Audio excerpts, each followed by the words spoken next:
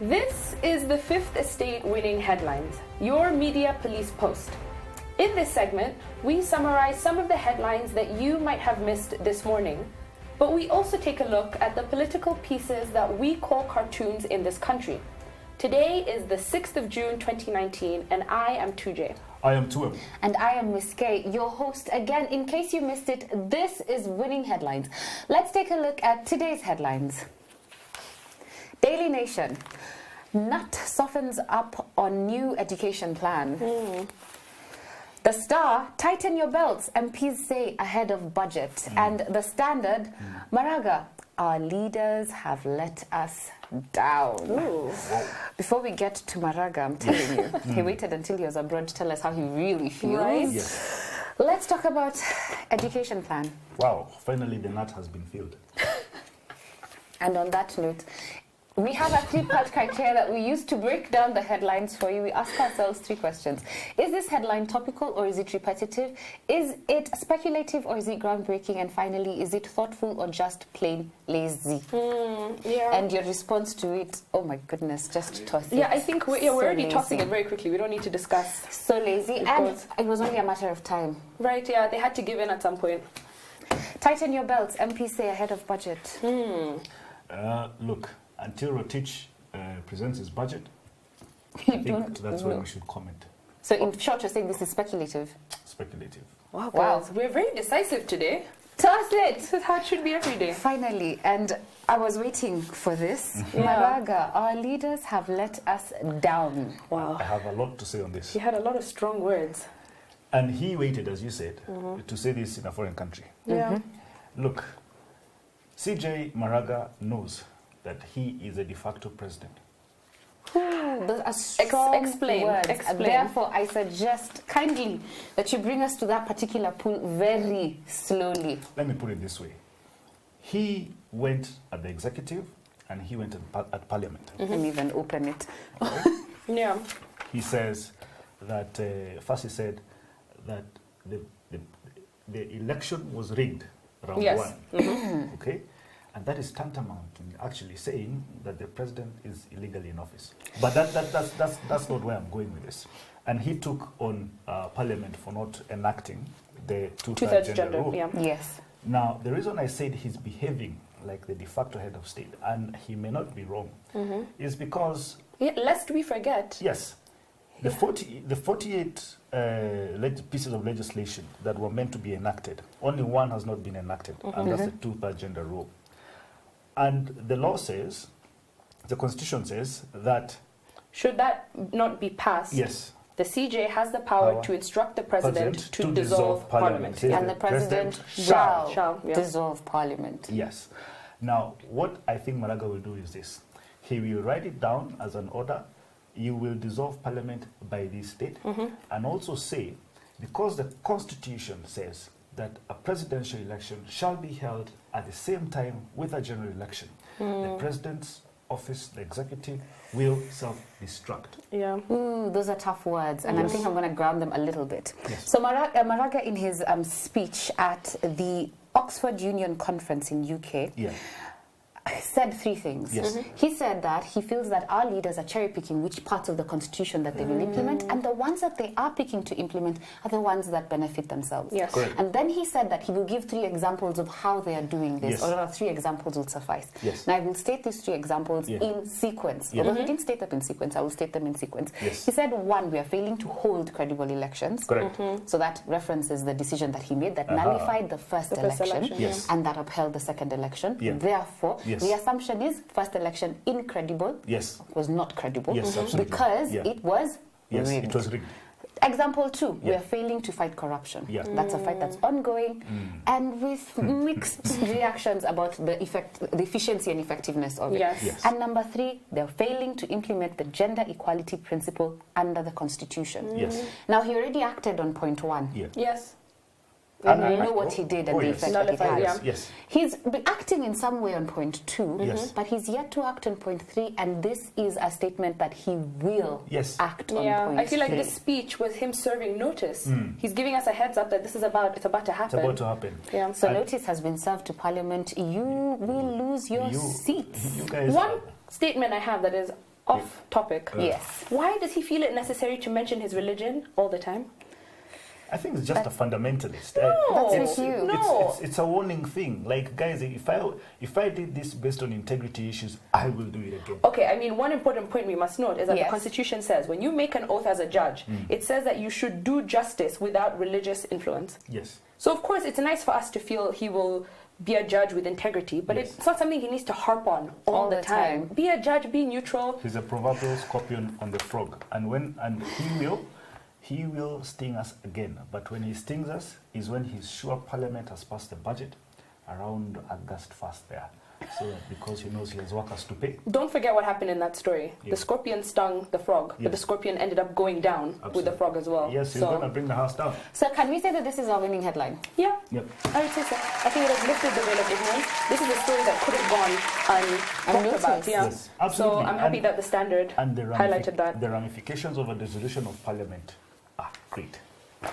On to our next segment, the political pieces that we call cartoons in this country. And just like the headlines, we have a three-part criteria that we use to break down the cartoons for Yeah. you. We ask ourselves three questions. Is the cartoon humorous or is it dry? Is the cartoon satirical or is it pessimistic? And finally, is the cartoon effective or just plain lazy? I love this cartoon. Whoa. I love this one. Dula. Victor and Dula. All right. 3 chickens.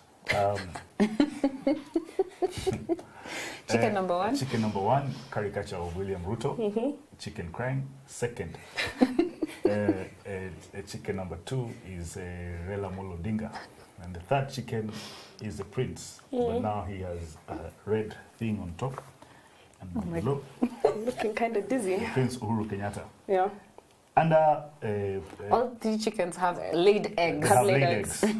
The first one, which is William Ruto, he has smaller eggs. I don't know. Chicken sellers normally have smaller eggs. I don't know. Gosh. And the 3 eggs are written 2022.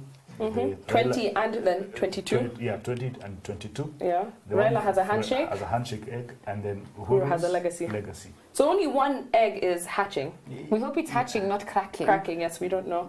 Don't know what it is. Yes. But I think we can take this to mean that RAILA's plans are working, Oh yes. right? Absolutely. His handshake plan is coming to fruition. Absolutely. So what do you think about this cartoon? I think it's fantastic. I love that for the Ruto chicken, he has 2 eggs. And I think Actually 3. 3 eggs. Yes. I think one, it's showing that his plans are unstable because it's a balancing act. They're stacked on each Yeah. other. And unlike the other chickens who have 1 egg with 1 plan, Ruto has to work twice as hard to And get he's his. spread out. But Yeah. he spread out his risk. He may lose the 20, but keep the 22. 22. I don't know what that means. Yeah. I say we park it. Let's see what is up against. What's this? The Standard. Gado. Wow. Caricature of, again, RAILA Odinga running away, and it's forgotten one shoe, and his pants are on fire. All right, and part of the smoke from the fire is The labeled handshake. handshake. But behind him are the press, and they are always Watching, laughing, enjoying. laughing. They must have asked him a question, but now he's running away from the questions, and he's saying, "I'm off to the AU to represent the government." So his role as government watchdog is Kalas. Liar, liar, pants on fire. Yeah, that's what it reminded me of. referenced, yeah. Absolutely. So what do we say about this cartoon? I think if I was just to quickly compare it between the Nation and the Standard, I would choose the Nation. I think this is. I do have to say this, that I feel like we're going on a progression with these cartoons today.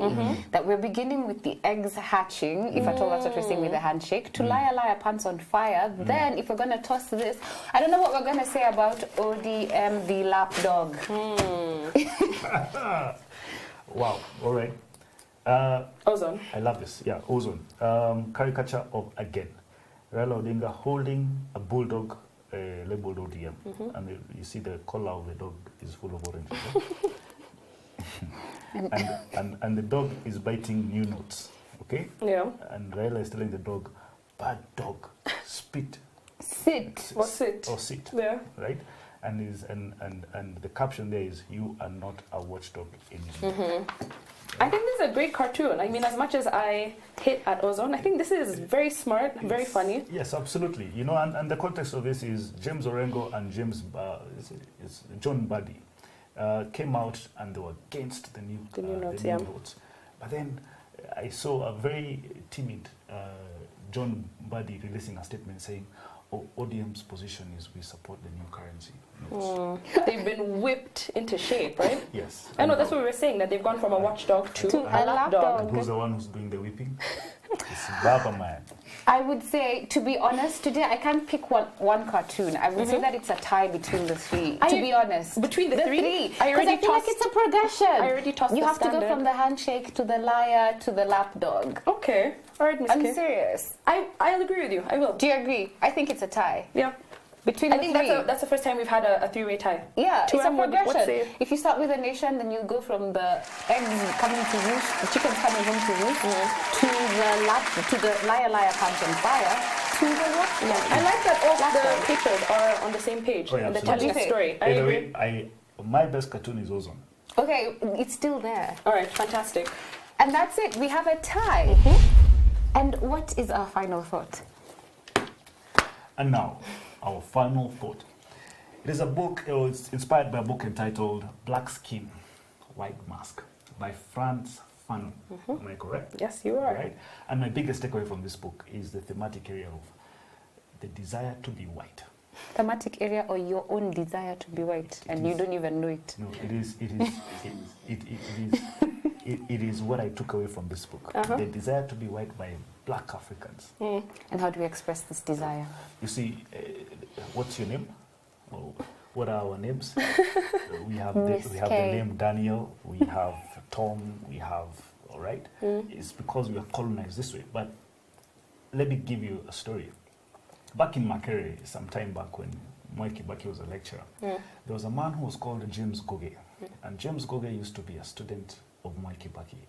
And he listened to this man very carefully. And Who had dropped his English names, Mwai Kibaki at this point, yes, Mwai Kibaki was called Emilio Stanley Mwai Kibaki. Emilio. You're African. No, you want me to sound Italian. Emilio. All right? Now, in class, he listens to this man and says, this man speaks so well. And yet his name is Mwai Kibaki, right? And he had such, he was very impressed, He was very impressed. This man today is known as Goge Wadiomo, right? He dropped his name James, and it's because of the conditioning of the missionaries that if you did not say your name, you did not say your English name, you got a stroke on your bum. If you did not say your name well, you got 2 lashes on your hand. Why? Because they conditioned the mind. Yeah. So Frantz Fanon, he was born in a French colony named Martinique. And he wrote this book when he was only 27 years old, which is incredibly impressive. Yes. So what I've gathered is that this is the first book to investigate the psychology of colonialism. Yes.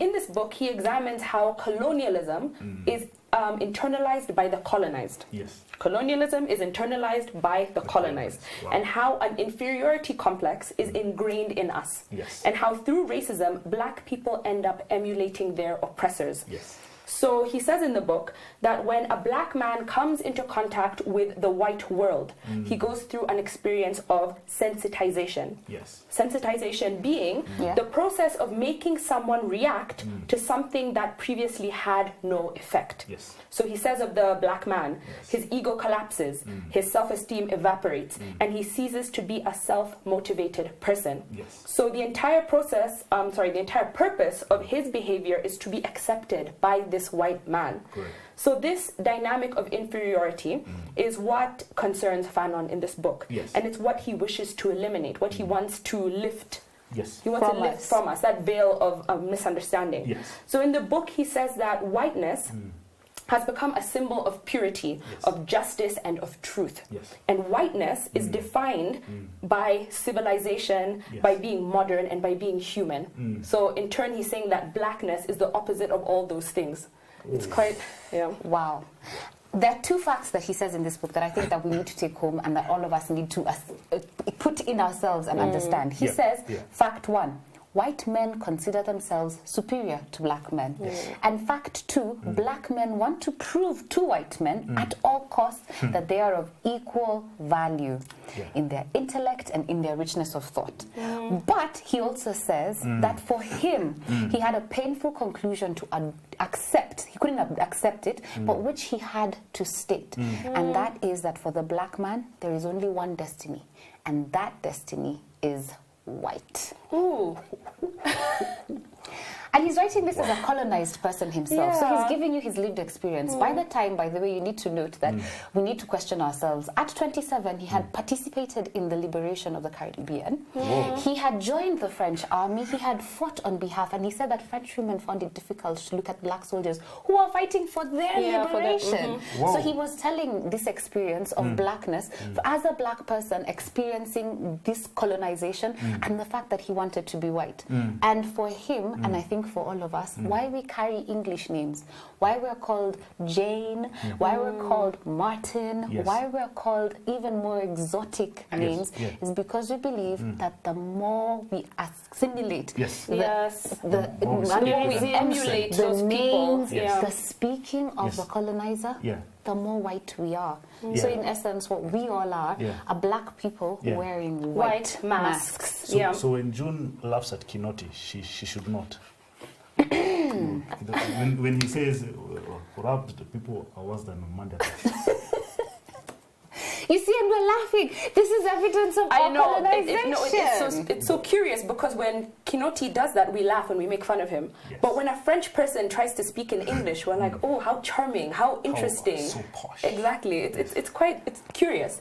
And I think another interesting thing is, if we try and translate this into today, if you look at the thesaurus and you look at the synonyms for white and black, the synonyms for white are pure, truth, honesty, angel, just like very positive words. And then the words for black, evil, dirty, disgusting, dishonest. And that's why you have a white lie, which is okay, it's acceptable, and a black lie is flat unacceptable. It's unacceptable. Or a white witch who's suddenly good, and a dark witch, the evil black one, which is horrible, with a black with big fat noses. Have you ever noticed?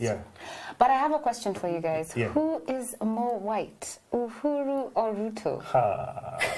Is that a trick question? Is that a trick question? I'm just asking. I mean, if we're saying that the closer you are to the colonizer, the more white you are, who is more white? And I think without offending, we can quite honestly say that the dynasties do represent more of a white facade compared to the hustlers who, try as much as possible to remain African and true. Absolutely. And maybe that's also why we aspire to them. In the book, he talks about the experiences of black women and white men, the experiences of black men and white women, but he also talks about the fact of blackness.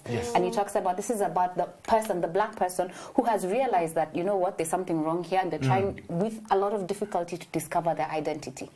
But my important and best takeaway was chapter 1 on language, where he says that mastery of a language affords a remarkable power.